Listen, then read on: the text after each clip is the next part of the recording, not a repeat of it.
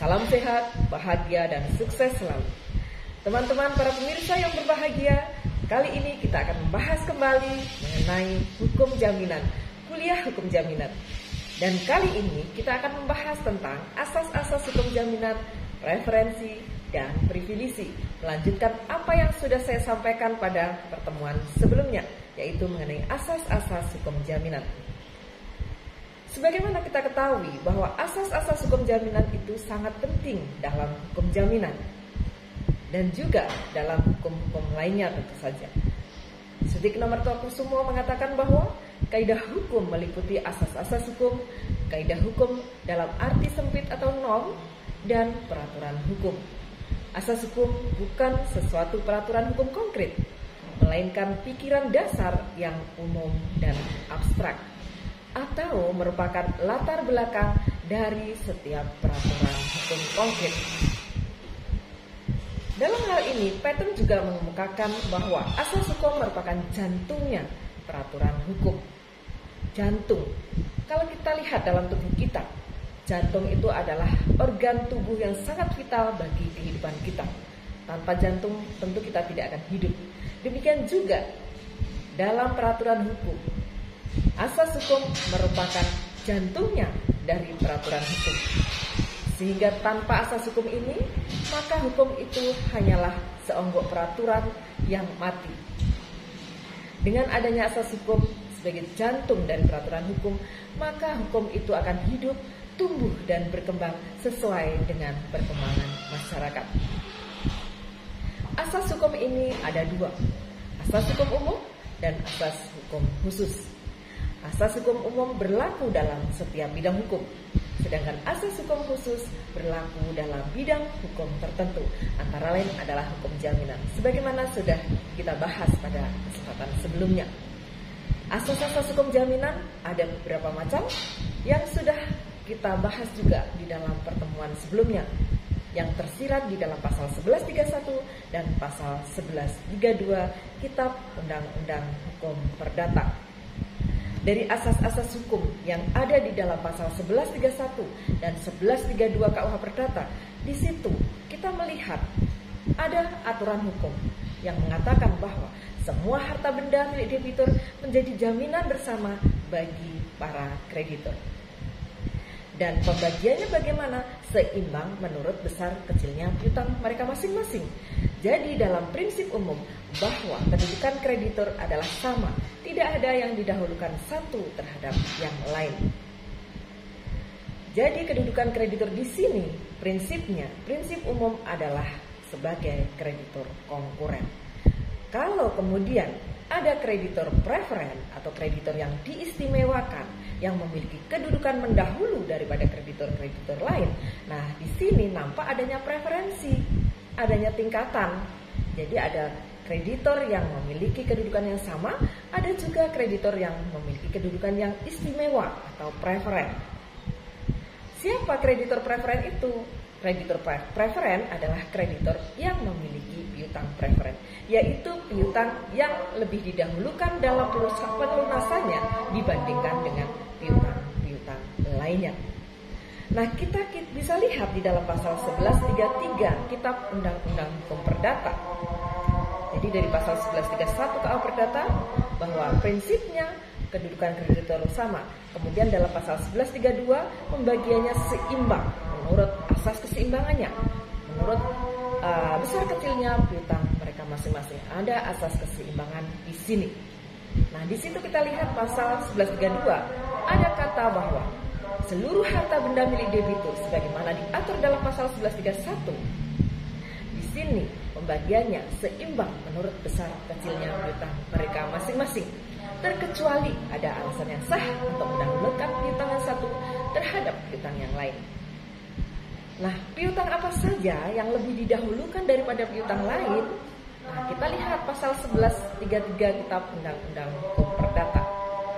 Di situ alasan-alasan yang sah itu apabila ada piutang dengan hak privilege, gadai, dan hipotek. Selanjutnya, kita melihat pasal 1134 ayat 2 Kitab Undang-Undang Hukum Perdata. Gadai dan hipotek adalah lebih tinggi daripada privilege. apabila undang-undang menentukan sebaliknya. Jadi privilege itu apa sebenarnya? Privilege adalah hak istimewa yang diberikan oleh undang-undang kepada seorang kreditor karena memiliki suatu piutang tertentu. Nah, di sini ada privilege, ada gadai, dan ada hipotek. Privilege merupakan hak istimewa yang diberikan oleh undang-undang, sedangkan gadai dan hipotek merupakan hak istimewa atau kreditor istimewa, kreditor preferen yang diberikan karena adanya suatu perjanjian. Jadi ada perjanjian dulu, kemudian muncullah gadai dan hipotek. Nah, di sini kedudukan kreditor pemegang gadai maupun kreditor pemegang hipotek, penerima hipotek itu memiliki kedudukan yang lebih didahulukan atau preferen daripada kreditor-kreditor lain. Nah, kita kembali bahwa privilege itu apa? Privilege adalah hak istimewa. Hak istimewa atau privilege adalah suatu hak yang diberikan oleh undang-undang kepada seorang berpiutang atau kreditor sehingga tingkatannya lebih tinggi daripada seorang berpiutang lainnya semata-mata karena sifat piutangnya, ya, berdasarkan sifat piutangnya tadi dia memperoleh kedudukan yang didahulukan daripada kreditor-kreditor lain, memiliki hak istimewa di sini kreditor. Kemudian pasal 1134 ayat 2 di situ tadi dikatakan bahwa gadai dan hipotek lebih tinggi daripada privilege. Nah, ini kita lihat bahwa karena ada 3 hal yang didahulukan, ada sebagai kreditor preferen, yang ada privilege, ada gadai, ada hipotek. Nah, di sini kalau ketemu dalam satu debitur memiliki beberapa kreditor, yang ada memiliki hak privilege, ada yang memiliki hak gadai, ada yang memiliki hak hipotek, lalu siapa yang lebih didahulukan di antara ketiganya tersebut? Karena ketiga-tiganya itu merupakan kreditor yang didahulukan dalam pelunasan piutangnya. Nah, kita lihat kalau gadai dan hipotek itu berbeda objeknya. Hipotek objeknya benda tidak bergerak, sedangkan gadai benda bergerak. Jadi kalau ketemu tidak menjadi masalah karena keduanya memiliki objek yang berbeda. Nah, yang menjadi masalah adalah apabila gadai dan hipotek kemudian bertemu dengan privilege. Mana yang lebih didahulukan?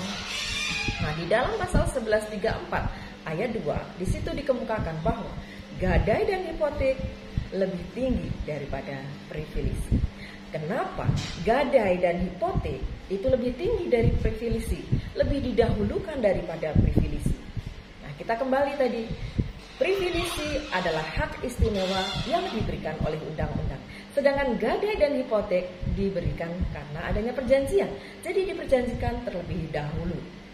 Kalau ada perjanjian berarti ada kesepakatan antara para pihak.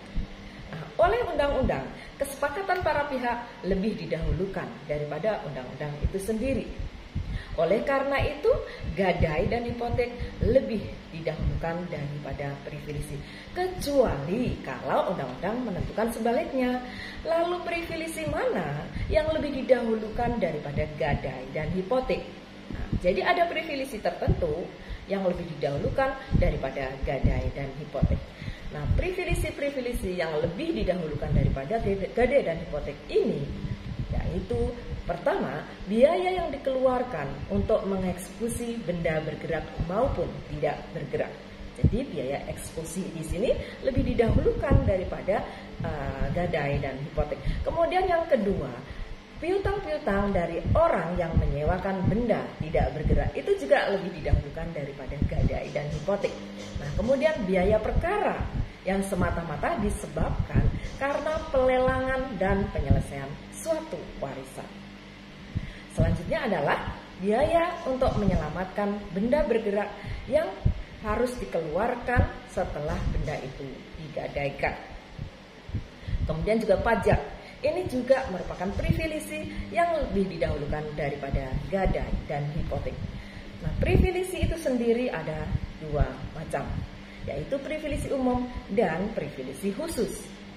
Privilege umum kita bisa lihat dalam pasal 1149 Kitab Undang-Undang Hukum Perdata, yaitu privilege terhadap semua benda milik debitur.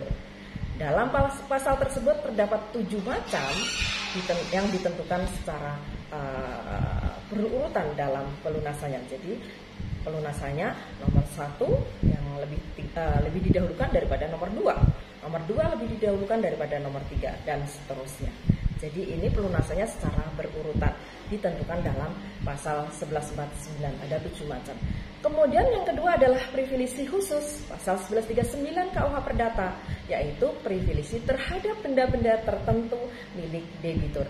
Dalam hal ini ada 9 ditentukan dalam Kitab Undang-Undang Hukum Perdata tersebut, dan pelunasannya tidak ditentukan secara berurutan. Nah, privilege umum tersebut ada apa saja? Yang pertama adalah biaya lelang dan penyelesaian warisan. Kemudian yang kedua, biaya penguburan. Yang ketiga, biaya perawatan dan pengobatan.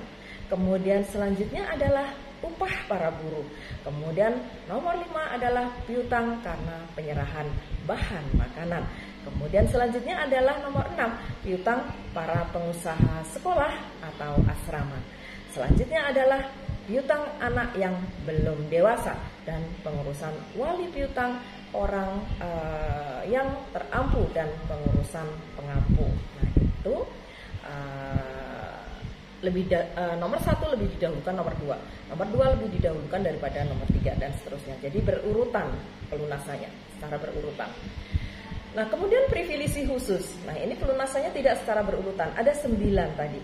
Yaitu yang pertama biaya lelang atau eksekusi, kemudian yang kedua uang sewa benda tidak bergerak, kemudian harga pembelian benda tidak bergerak, kemudian biaya penyelamatan suatu barang gadai, kemudian biaya tukang, kemudian selanjutnya biaya penginapan, selanjutnya adalah upah pengangkutan, dan nomor 8 adalah upah tukang batu, kayu, bangunan benda tidak bergerak, dan kemudian selanjutnya adalah penggantian dan pembayaran yang harus diganti oleh pejabat negara yang melakukan pelanggaran dan kejahatan. Nah ini ada 9 privilege khusus tersebut. Nah kalau kemudian ada privilege umum dan privilege khusus, mana yang lebih didahulukan? Nah sesuatu yang khusus pada umumnya adalah didahulukan. Demikian juga privilege khusus lebih didahulukan daripada privilege umum. Nah itulah tadi yang bisa saya sampaikan mengenai asas-asas hukum jaminan, preferensi, dan privilege. Demikian apa yang bisa saya sampaikan pada kesempatan yang sangat luar biasa ini, dan kita akan ketemu kembali pada kesempatan mendatang. Terima kasih atas perhatian teman-teman semuanya, para pemirsa semuanya, dan mohon maaf apabila ada kekurangan dalam penyampaian dan sikap saya. Dan jangan lupa subscribe apabila belum subscribe, dan juga bunyikan juga loncengnya supaya selalu mendapatkan update video terbaru saya. Jangan lupa pula like, komen, dan share supaya video ini bermanfaat untuk banyak orang. Terima kasih. Wassalamualaikum warahmatullahi wabarakatuh.